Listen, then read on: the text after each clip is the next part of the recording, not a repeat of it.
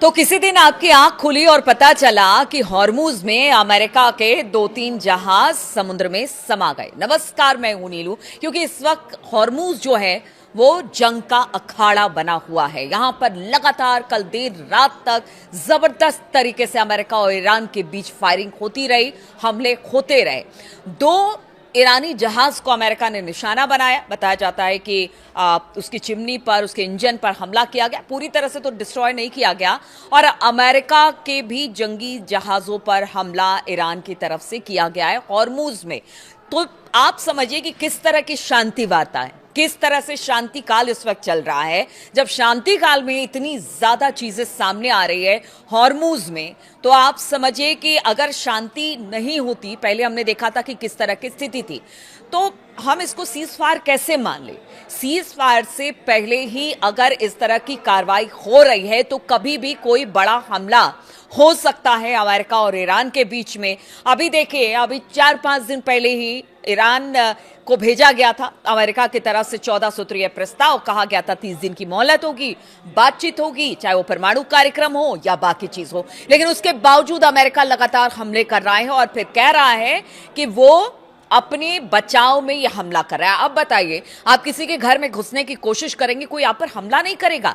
इनके दो अमेरिका के डिस्ट्रॉयर फारिस की खाड़ी की तरफ आगे बढ़ रहे हैं, हॉर्मूज में घुसने की कोशिश करते हैं। और जब ईरान हमला करता है तो फिर आप कहते हैं कि हम अपने बचाव में हमला कर रहे हैं। यानी आप जानबूझ के प्रवोक कर रहे हैं ईरान को, और ईरान इसी का जवाब आपको दे रहा है। अब तो देखिए, पहले ये खबर आई थी कि जितने भी अरब मुल्क हैं वो अमेरिका के साथ मिल गए हैं, लेकिन एक बार फिर से खबर ये आ रही है कि अरब मुल्कों ने अपनी धरती देने से अमेरिका को इनकार कर लिया है। क्योंकि पीछे जो युद्ध हुआ था उसमें भारी नुकसान इन अरब मुल्कों को हुआ था। सऊदी अरब हो गया, यूएई हो गया, कतर हो गया, सब जगह पर हमने देखा था कि ओमान हो गया, किस तरह से हमले हुए थे। तो क्या अब जो अमेरिका के दोस्त हैं ये सारे अरब मुल्क, उनको भी लग रहा है कि पता नहीं हम धरती अपनी अगर देना शुरू कर दे। क्योंकि कहा यह जा रहा था यूएई की तरफ से उड़ान जहाज ने, जो फाइटर प्लेन्स हैं या फिर फ्यूल भरने वाले जहाज हैं, उनको देखा गया है। लेकिन अब ये खबर आ रही है कि शायद उन्होंने अपना डिनाई कर दिया है। तो आप सोचिए कि कभी ये अरब मुल्क कहते हैं कि वो अमेरिका के साथ है, कभी कहते हैं हम अपनी धरती नहीं देंगे। लेकिन गाहे बगाह इस तरह की खबर आती है कि इन्हीं धरती से, यहीं पर जो तमाम एयर बेसेस हैं अमेरिका के, वहां से हमला ईरान के ऊपर किया जा रहा है। और अब तो हॉर्मूज जो है वो जंग का मैदान बन गया है। इसी बीच खबर ये आ रही है कि अब ईरानी संसद में हॉर्मूज को लेकर एक प्रस्ताव लाया गया है और हॉर्मूज को लेकर एक कानून बनाने की तैयारी में ईरानी संसद है। अब देखिए, ईरानी संसद अगर इस कानून को पास कर देती है, जिस प्रस्ताव को लाया गया है, तो उसके बाद हॉर्मूज में घुसना अमेरिका के लिए नामुमकिन हो जाएगा। और अमेरिका अगर यहां पर अंदर घुसता है तो कहीं ना कहीं डायरेक्ट तौर से वो उसकी संप्रभुता, यानी कि ईरान की संप्रभुता पर चोट करता है, उसके कानून का उल्लंघन करता है। अभी तो आईआरजीसी ही वहां पर जवाब दे रही है अमेरिकी हमलों का। लेकिन अगर ये कानून बनाता है ईरान, तो आप समझिए कि अमेरिका की मुश्किलें बंद हो जाएगी। हालांकि मानना ना मानना इस कानून को अमेरिका के हाथ में है,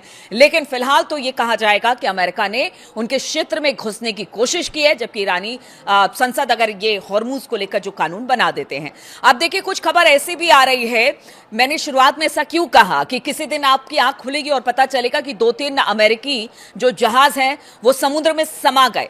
तो कुछ ऐसी खबरें आ रही है। तो एक्सपर्ट ऐसा मान रहे हैं कि ट्रंप भले दावे कर ले, लेकिन हम आपको बता दें, पारंपरिक नौसैनिक युद्धपोतों को भारी नुकसान के बावजूद ईरान का हॉर्मूज स्ट्रेट, अब भी इस पर ईरान का दबदबा कायम है। और ईरान ये बता दे रहा है और लगातार बता भी रहा है। कल देर रात तक वहां पर हमले हुए हैं, अमेरिकी जहाजों पर भी हुए हैं और अमेरिका की तरफ से ईरानी जहाजों पर भी हुए हैं। और ईरान ने बता दिया है कि आप अगर इतना सा हमला करेंगे तो फिर उसका जवाब बड़े हमले से दिया जाएगा। इसलिए कहा जा रहा है कि अब भी हॉर्मूज में ईरान का दबदबा है। एक्सपर्ट का कहना है कि ईरान का हॉर्मूज स्ट्रेट में मुकाबला अमेरिका के लिए आसान नहीं है, क्योंकि उसके पास यहां पर कई ऐसे अनदेखे हथियार हैं जिसका इस्तेमाल अब तक किया ही नहीं है ईरान ने। और आप समझिए कि अगर मैं कह रही हूं कि किसी दिन आपकी आंख खुली और आपको पता चला कि अमेरिकी जहाज पानी के गर्त में समा गए, तो उसके लिए अब बताया जा रहा है, जो एक्सपर्ट कह रहे हैं कि ईरान के पास कुछ ऐसे फ्लीट हैं जिनको मॉस्किटो फ्लीट कहा जाता है, यानी मच्छर की सेना। और ये जो मच्छर की सेना है, कहते हैं कि बड़े से बड़े जहाज को भी निस्ते नाबूद कर सकती है, पानी में डुबो सकती है, बड़ा नुकसान पहुंचा सकती है। ईरान की हॉर्मुज स्ट्रेट से गुजरने वाली व्यापारिक जहाजों को धमकाने की क्षमता, असल में ये जो जितने युद्ध के तरीके हैं ईरान के, वो कहीं ना कहीं बहुत ज्यादा इन बातों पर निर्भर करता है कि वो किस तरह से बड़े जहाजों को भी टारगेट कर सकते हैं। जैसे कि ड्रोन अटैक हो गया, हमने देखा कि पीछे किस तरह से जो ईरान की पूरी स्ट्रेटेजी थी, ठीक है उन्होंने मिसाइलें बनाई लेकिन ज्यादा हमले ड्रोन से किए, बारूदी सुरंगें बिछाई, छोटी हमलावर नावों का बेड़ा इस्तेमाल किया जिसे मॉस्किटो फ्लीट कहा जाता है, और इन्हीं पारंपरिक तरीकों से वो लगातार इजराइल और अमेरिका पर हमले करते रहे और संपत्तियों को नुकसान पहुंचाते रहे। और ये हमने देखा कि पीछे युद्ध में जो सब कुछ हुआ, अरब मुल्क से लेकर अमेरिका के एयरबेसेस तक जबरदस्त तरीके से इसी युद्ध नीति की वजह से ईरान के हुआ है। सीएनएन की माने तो मिलिट्री एनालिसिस ने ईरान के इन छोटे जहाजों को, जिसे मच्छर बेड़ा नाम दिया गया है क्योंकि अब लड़ाई हॉर्मुज में हो रही है, इसी इन मच्छर बेड़ों का इस्तेमाल किया जा रहा है।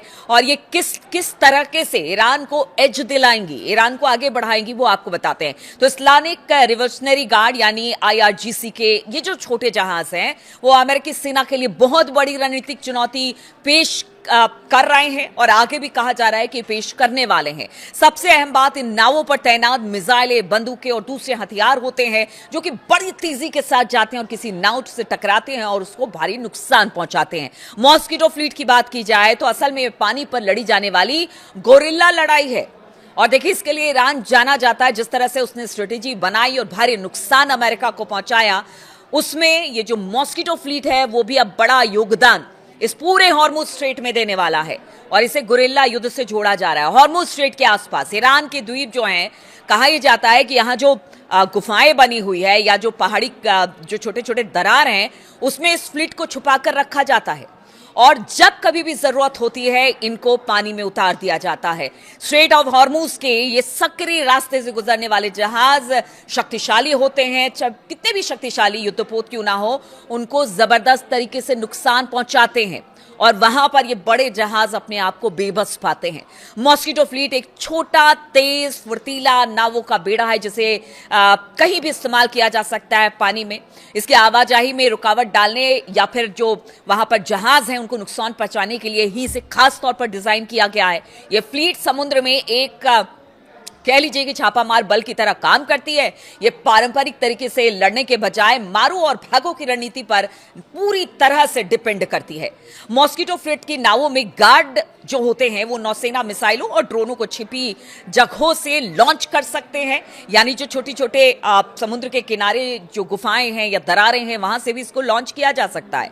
सैटेलाइट तस्वीरों में ये दिखाई भी नहीं देता, इसे पकड़ना बड़ा मुश्किल है। इन्हें पथरीली समुद्री तटों पर खोदी गई गहरी गुफाओं के अंदर बने खाटों पर बांधकर रखा जा सकता है और अगर जरूरत पड़ी तो तुरंत इसे पानी में उतार दिया जाता है।